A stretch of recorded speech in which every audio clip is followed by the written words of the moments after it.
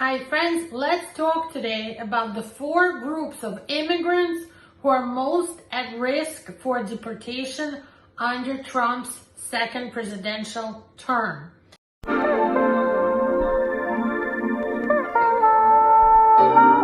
My name is Shepelsky and I have thought about this and researched this topic for you guys to make sure that if you consider that you're one of the people in these following 4 categories, you will call us and you will start your legalization journey and not just sit there and wait for something to change by itself. Nothing is going to happen by itself. So here are the 4 categories of people who should really pay attention to this video and really start legalizing as soon as possible, even before Trump begins his second term. Let's go. And before I start, I'm going to ask you to please give a like to this video and please share this video and become a subscriber to our channel.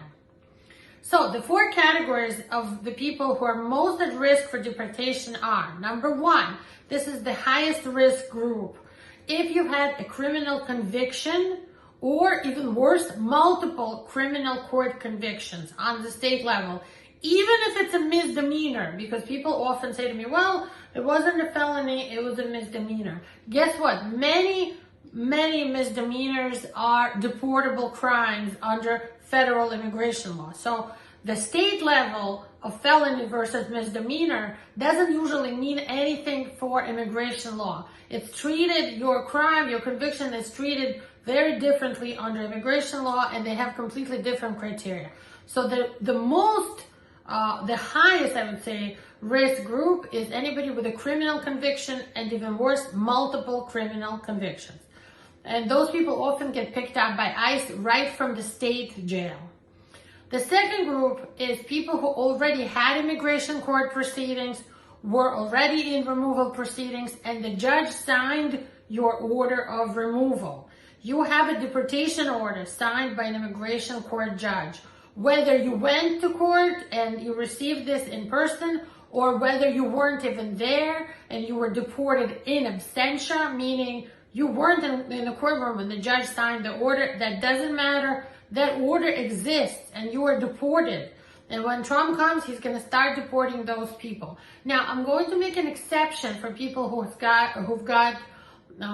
gotten the withholding of removal status as an exception to the order of removal, but you will know who you are. You will have an order of removal that has a check mark on it next to withholding of removal. And based on my experience last time under Trump, they didn't bother people with withholding of removal too much. Mostly it's for people who were just removed and never filed an appeal. You're not in appeal status right now. Never filed a motion to reopen. Never tried to get a VAWA with a motion to stay. Nothing like that. So that's the second group.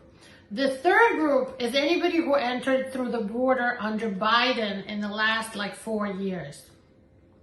Biden signed a bunch of presidential orders. He opened the borders. He opened the CBP-1 program that a lot of people used.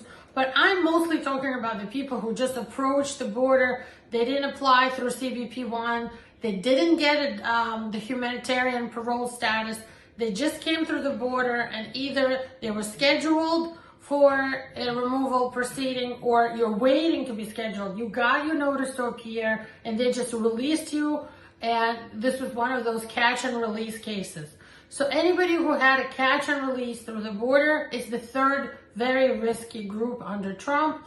And last but not least, and before I talk about the last group, please write in the comments your own opinion. If I'm missing anyone, if you have questions, let's discuss your situation in the comments. And of course, nothing I say here is meant to be legal advice, but it would be interesting about what you think Trump is going to do when he starts, because really, I'm sort of guesstimating here, but none of us know. But just to try to see in the future, give me your comment and let's talk about what you think is another group that Trump might be deporting when he starts. But my opinion, my conclusion is that the 4th group is anybody who is in the U.S. unlawfully right now. You don't have status. You came without a visa, or you came with a visa, but that visa had expired.